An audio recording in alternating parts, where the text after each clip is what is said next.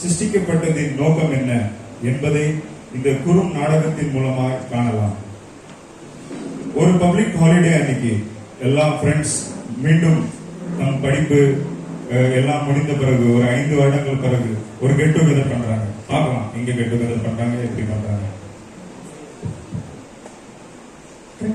Hello hello Ashwin. சொல்லுங்க Jensen, எப்படி இருக்கீங்க? நான் நல்லா இருக்கேன், நீ எப்படி இருக்க? நான் நல்லா இருக்கேன். அப்ப சொல்லுங்க, எந்த விஷயம் கால்? சரி, நீ எங்க இருக்க இப்போ? நான் இப்போ ஒரு கட்சி மீட்டிங்ல இருக்கேன். சொல்லுங்க. கட்சி மீட்டிங்கா? இப்போ பாரு கட்சி மீட்டிங்கா? சரி, நாளைக்கு பப்ளிக் ஹாலிடேல, சோ நம்ம மீட் பண்ணலாம் இல்ல? நாளைக்கு எனக்கு 2 ஸ்கூல்ல ஃபிளாக் ஹோஸ்டிங் பண்ணோம். அப்புறம் சரி வந்து ஆனா லேட்டா தான் வரேன். பரவாயில்ல நீ வா. நான் நம்ம குரூப்ல மெசேஜ் போடுறேன். நம்ம ஃப்ரெண்ட்ஸ் வருவாங்க நினைக்கிறேன், எதிர்பார்க்கறேன். சரி ஓகே. சரி, நம்ம குரூப்ல மெசேஜ் பண்ணிடுறேன்.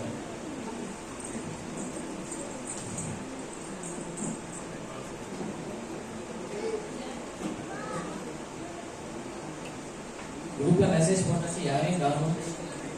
யாரும் வருவாங்களா வர மாட்டாங்களா?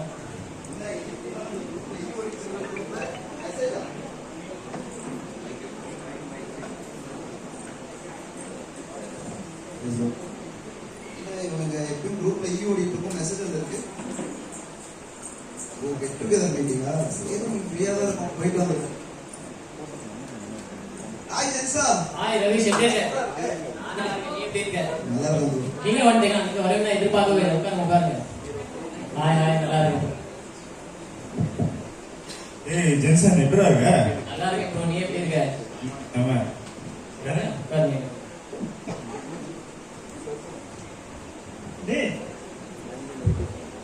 எப்படி இருக்கீங்க எல்லாரும்? ஏய் சூப்பரா, எப்படி இருக்க? உட்காரு. டேய் அவன் எங்கடா நம்ம தலைவன்? வண்டு முருகன் இல்ல தலைவனா? யாரு அது? அவன் தானே அந்த கட்சி மீட்டிங்கு. அவன் நான் வருவனே டவுட்டா தான் இருக்கேன். வருவனா டவுட்டா இருக்கா? ஹலோ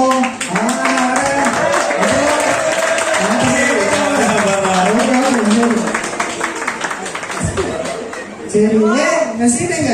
ஏய் வணக்கம். கட்சியிலே சீட்டு கொடுக்கல. இங்க உட்காரு, அங்க உட்காரு. ஏன்பா இவ்வளவு லேட்டு?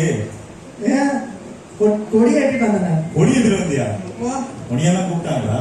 பின்ன தெரியாத சரி வேற எப்படி போயிட்டு இருக்கு? சரி ரவிஷ், நீ என்ன பண்ணிட்டு இருக்க? ஒரு நாள் ஆச்சு பார்த்தோன்னே. ஐடி முடிச்சுட்டு ஷேர் மார்க்கெட் ஷேர் பண்ணிட்டு இருக்கேன். ஷேர் மார்க்கெட் இன்வெஸ்ட் இன்வெஸ்ட் பண்ணிட்டு இருக்கேன். சொல்லப்பா நீங்க. அச்சா வேறு 10, 20 ஆகும், 30, 40 ஆகும். கொஞ்சம் எல்லாம் கட்சி காசு தாங்க. வெளியில தான்டா இருக்கும். இருந்து ஒரு 10 ரூபாய் தான் இருக்குட்டா.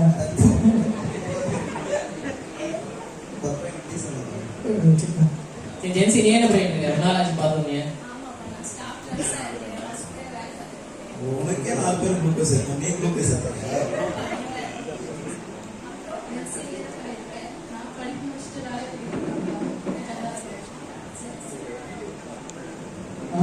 அப்பனா நீ வெட்டியா தானே இருக்கிற? என் கட்சியில ஒரு பெரிய வெயிட்டான கை தேவை. நீங்க வாங்க, சூப்பரா இருக்கு. அவன் 2 கையும் வேண்டாம் தான் இருக்கும், கூட்டு போ. அக்கா தேவையா? நான் ஒரு 4 கான்ட்ராக்ட் வச்சு நடத்திட்டு இருக்கேன். லேபர் கான்ட்ராக்ட், சிவில் கான்ட்ராக்ட், எல்லா கான்ட்ராக்டும் இங்க டோம்பூர்ல நம்ம கையில தான் இருக்கு. இன்ஜினியரிங் படிச்சான்னு சொன்னேன். இன்ஜினியரிங் படிச்சேன், எவன்டா ஒழுங்கா வேலை பார்க்கறான்? வேற வேலை தானே பார்த்தாகணும். மந்திரி, நீ தான் அந்த டாய்லெட் கட்டினியா? கதவு போடையா? ரொம்ப பிரச்சனையா இருக்குது. அது இல்லாம கதவை போட்டுறேன், அந்த டாய்லெட் கதவை போட்டுடலாம். இதாமா என் வேலை. சரி, இவன் என்ன பண்றான்? எத்தவங்க குரூப்ல மட்டும் மெசேஜ் அனுப்புறேன். தெரியாத என்ன? நான் சாஃப்ட்வேர் இன்ஜினியரா இருக்கேன். நல்ல கம்பெனி, ஐடி கம்பெனில வேலை பார்த்துட்டு இருக்கேன். நல்லா சம்பளம், நல்லா வீடு, எல்லாமே இருக்கேன் வீட்டுல. எல்லாமே இருக்கா? ஆமாடா. அப்போ கான்ட்ராக்ட் ஏன்ட்ட கொடுக்கல? தெரியல வேலை பெரிய ஆள் தான் கொடுக்க முடியும்பா. சரி ஓகே. சரி, இவன் ரொம்ப நேரம் அமைதியா இருக்கான்டா. டேய், நீ யூத் மீட்டிங் கூட பைபிள் கொண்டு வர மாட்டேன். இப்ப என்ன பைபிள் கொண்டு வந்திருக்க?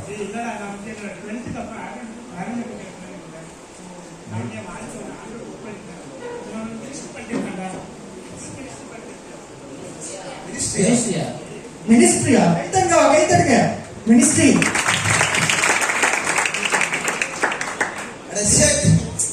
என்னடா ஆச்சு திடீர்னு? இப்பதான் 5 லட்சம் ரூபாய் லாஸ் ஆயிடுச்சுடா. ஏண்டா? அப்புறம் 5 லட்சம் தானடா? ஆஃப்டர் 5 லட்சமா? நான் வச்சிருந்தது 5 லட்சம் தான்டா. சரி அது கூட இல்லாம நானும் ஒரு பெரிய இடத்துல வந்து நான் எப்படியாச்சும் ஒரு உயர் இடத்த தொட்டுலாம் ட்ரை பண்ணி லாஸ் ஆயிட்டேன்டா. நான் இப்போ டெஸ்லா கம்பெனி ஓவரா இருக்கு. டேய் பிரதர், இப்படி என் கட்சியில நான் பெரிய மந்திரி ஆகணும் தான் ஆசைப்படுறேன். ஆனா போடா டேய் போடா. சார் நீங்க என்ன பண்ணிட்டு இருக்கீங்க? உங்க லைஃப் எப்படி போகுது? எப்படி இருக்கு சிஸ்டர்? அப்புறம் நேசி நீங்க வேலை தேடிட்டு இருக்கீங்களா இல்லையா? நான் வந்து படிப்பு முடிச்சுட்டு வேலை தேடிட்டு தான் இருக்கேன். கிடைக்கவே மாட்டேங்குது. நான் பண்றதே தெரியும் பண்ணல இப்போ. மந்திரி நீ சொல்லு, நீ மட்டும் சும்மா இருக்கிற. டேய் நானும் வெறும் கெத்து தான்டா. எல்லாரும் கெத்து போடுறீங்க, நானும் ஒரு கெத்து சொன்னேன். இப்போ கான்ட்ராக்ட் வருமா தான் போய்கிட்டு இருக்கு. சரி என்ன எல்லாரும் கேட்குறீங்களே, இவனை கேளுங்கடா. டேய் எனக்கு என்னடா, நான் நல்லா ஒர்க் பண்ணிட்டு இருக்கேன், நல்ல சேலரி இருக்கு, நல்ல வீடு கார் எல்லாமே இருக்கு. அப்புறம் நான் என்ன ஃபீல் பண்ணோம்? நானே ஒரு பெரிய லெவல்ல வரலாம்னு பார்க்கறேன். ஒரு சாஃப்ட்வேர் கிரியேட் பண்ணிட்டு இருக்கேன். அந்த சாஃப்ட்வேர் சக்சஸ்ஃபுல்லா வச்சுக்கேன், வேற லெவல்ல நான் போயிடுவேன். சுந்தர் பிச்சை மாதிரி ஆக போறியா? அப்கோர்ஸ் வை நாட், ஏன் ஆக முடியாது? சுந்தர் பிச்சை பாடி கை தட்டுங்க. சுந்தர் பிச்சை அஸ்வின், இதோட பெரிய ரெகக்னேஷன் எனக்கு கிடைக்கும் பாருங்க. நான் சரி பார்க்கலாம். சரி, நான் வந்து ரொம்ப நேரம் பார்த்துட்டு இருக்கேன். ஒருத்தருக்கு வந்து லைஃப் வந்து ரொம்ப அச்சீவ் பண்ணணும், ஒரு அம்மா வந்து வேலை இல்லாமல் வீட்டில் வந்து இருக்கிறாங்க. சரி பரவாயில்ல, நீங்கள் எல்லாமே உங்களோட வாழ்க்கையில் வந்து ஒருத்தங்கள மாதிரி வரணும், ஒருத்தங்கள மாதிரி வரணும் தான் நீங்கள் உங்கள் கோல் செட் பண்ணிருக்கீங்க. இத்தனைக்கு நம்ம எல்லாமே சர்ச்சில் வந்து யூத்தில் இருக்கும்போது தான் பார்த்துருக்கோம்ல, யாரும் எல்லாம் யூத்துக்கு வரணும், ப்ரே பண்ணணும், போயிடணும். இப்போதான் நல்ல நிலமையில இருக்கிறது சந்தோஷமா இருக்கு. அப்படி இருக்கு நீங்க வந்து எனக்கு அவனை மாதிரி வரணும். ரவி வந்து சொல்றான், என் வாழ்க்கையில் வந்து காசு கேட்டு இறந்துட்டேன், அவருக்கு கட்சியில பெரிய தலைவனா ஆகணும். நீ இதெல்லாமே உங்களோட வாழ்க்கையில வந்து ஒரு குட் ஒர்க்ஸ் நீங்க நினைக்கிறீங்களா? வேற என்னதான் பண்ணணும்? குட் ஒர்க்ஸ்னா அதுல நம்ம வந்து நம்ம இருக்கிற இடத்துல வந்து நேர்மையா இருக்கணும். ஓகேவா? நம்ம இருக்கிற இடத்துல வந்து எப்படி இருக்கணும்? நேர்மையா இருக்கணும். ஓகேவா? ஒருத்தருக்கு உதவியா இருக்கணும். நீங்க வந்து அந்த இடத்துல ஒரு சாட்சியா இருந்தாதான் அது வந்து அடுத்தவங்களுக்கு வந்து நல்ல நன்மையா மாறும். ஓகே, நல்ல நன்மை செய்யறதுக்கு என்ன பண்ணணும்? நீ வந்து சொன்ன மாதிரி நீ வந்து நேர்மையா இருக்கணும். நீ இப்போ ஒரு எக்ஸாம்பிள் எடுத்துக்கிட்டீங்கன்னா, சிஸ்டர் வந்து நர்ஸா இருக்காங்க. அவங்க வந்து எப்படிப்பட்ட ஒரு பேஷண்ட் வேணா வரலாம் அவங்க டியூட்டி முடிகிற நேரத்துல. ஆனா அந்த நேரத்துல வந்து அவங்க பணிவா அந்த பேஷண்ட்க்கு வந்து உதவும் போது அது வந்து ஒரு நல்ல ஒரு நற்கிரியான ஒரு காரியம் அது. ஓகே, ஸோ அது ஒரு கவனிக்கத்தக்கதான ஒரு விஷயமா மாறும். நற்கிரியானா நற்கிரியானா தம்பி உனக்கு வந்து சொல்லி சொல்லி கட்சியில இருக்கனால இது ரொம்ப மாறிட்டேன். அரசியல்வாதிகளா? ஒண்ணு இல்ல. சோ நீங்க வந்து உங்க வாழ்க்கைய வந்து ஆண்டவரோட கருத்துல ஒப்படைங்க. அப்பதான் வந்து நம்மளை உருவாக்குறாரு. நீங்க வந்து இன்னும் உங்க வாழ்க்கைய வந்து ஒப்படைக்காம நீங்களே நானே மந்திரி நானே ராஜா நீங்க எதிர்பார்த்துட்டு இருக்கீங்க. ஆனா அப்படி இல்லை. சரியா? இப்போ மீட் பண்றவங்க சரி ஓகே, பாப்போம். இந்த ஒரு நாள் நம்ம மீட் பண்ணுவோம். By by. அஸ்வின் என்னடா சொல்லு. என்னடா பப்ளிக் டே அப்படி அதுவான் கொஞ்சம் என்ஜாய் பண்ணலாம், ஃப்ரெண்ட்ஸ் மீட் பண்ணலாம், மீட் பண்ணி கூப்பிட்டா நிறைய நாள் பேசிட்டு போகலாம், அட்வைஸ் பண்ணுற மாதிரி. இல்ல ஜென்சன், எனக்கும் ஏதோ அவன் சொல்றது கரெக்டா தான் இருந்துச்சு. கரெக்டாக இருக்கா உனக்கு? நீயே பாரு, நானும் கட்சியில வந்து கொஞ்சம் ரொம்ப ஆக்டிவ், ஆனாலும் அவன் சொல்றது ரொம்ப கரெக்டா தான் இருக்கிற மாதிரி இருக்குது. சரி பார்க்கலாம், எனக்கு ஒரு பிரச்சனை இருக்கு, நான் அப்புறம் பேசுறேன். ஒரு 6 மாதங்கள் கழித்து ஜென்சன் தன் வீட்டில் இருக்கிறான்.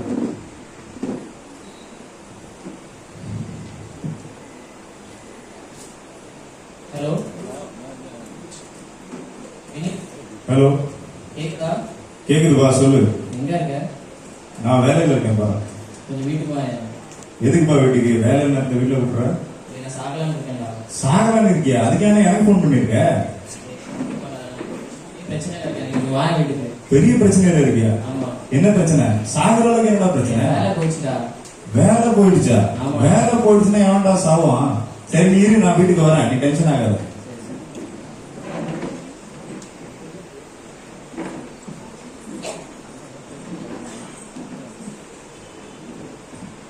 ஹலோ மகேஷ், சொல்லு விஜய்.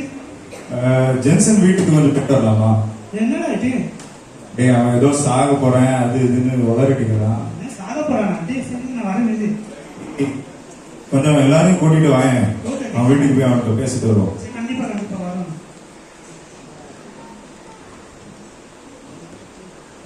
டேய் ஜென்சன், என்னாச்சு? ஏன் இப்படி ரொம்ப சோகமா இருக்கு?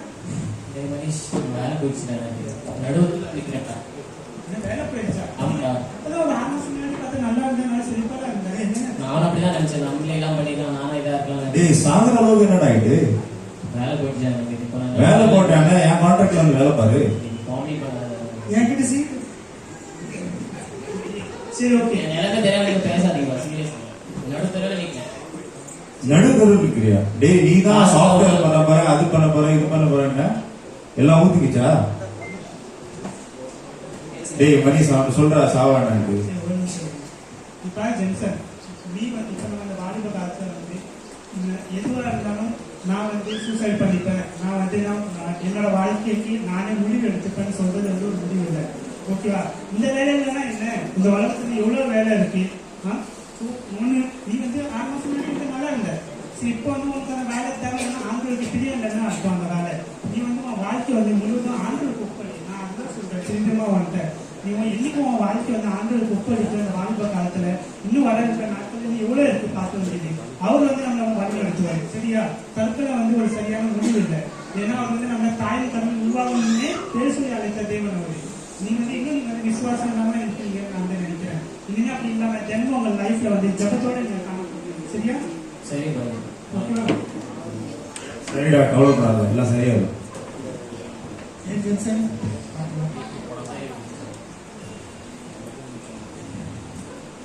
சரி, நம்ம தான் ஏதோ தப்பு பண்ணிட்டோமோ, நம்மளே நல்லா இருந்தோம், நம்ம தான் எல்லாமே பெரிய ஆளு, நான் எல்லாமே நானே பண்ணிடுவேன் அப்படின்னு நினைச்சிட்டு இருந்தேன். பட் இப்போதான் தெரியுது காட் இல்லாமல் ஒன்றுமே பண்ண முடியாது அப்படின்னு. ஸோ நீ இதாக இருந்தாலும் நான் அவர்கிட்டயே நான் என்னை ஒப்படைச்சிடுறேன்.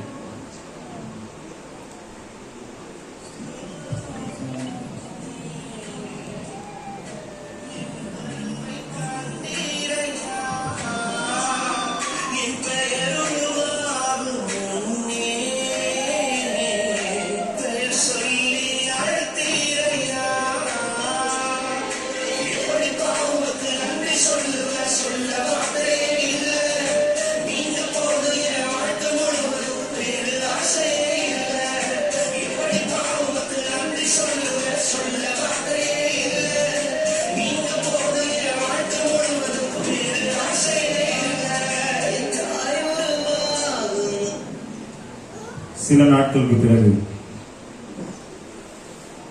ஹலோ ஹெச்ஆரா? நான் சொல்லுங்க மேடம். வேற எனக்கா? சீரியஸாவா? ஓகே கண்டிப்பா மேடம், நான் நாளைக்கு ஜாயின் பண்ணிடுறேன் மேடம். Sure ma'am, sure.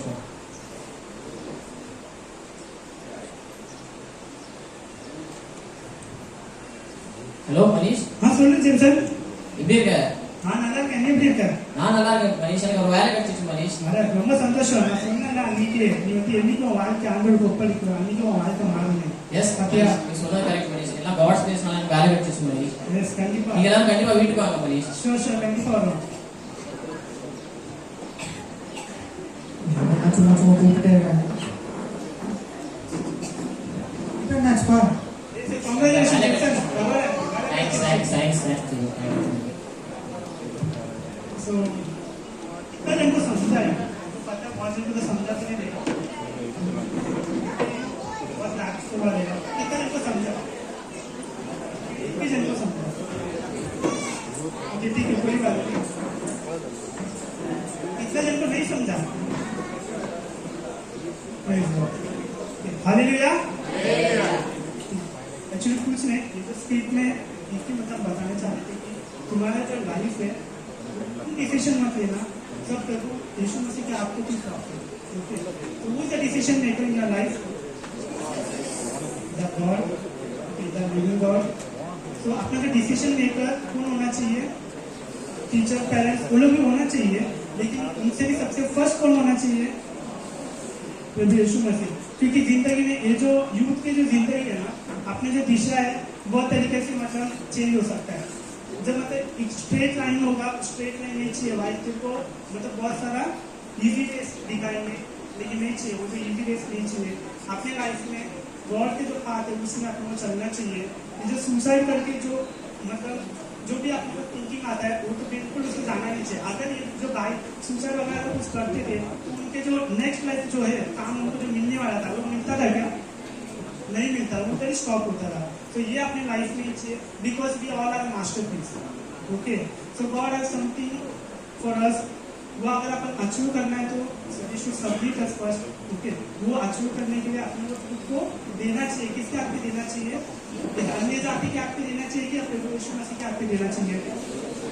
भैया आ रहा है, लगता है अभी भी नहीं समझ में आ रहा है क्या? कुछ पिल्लू वगैरह सीख क्या होंगे? अभी तो हिंदी में मैं बात कर रहा हूँ, समझ में आ रहा है?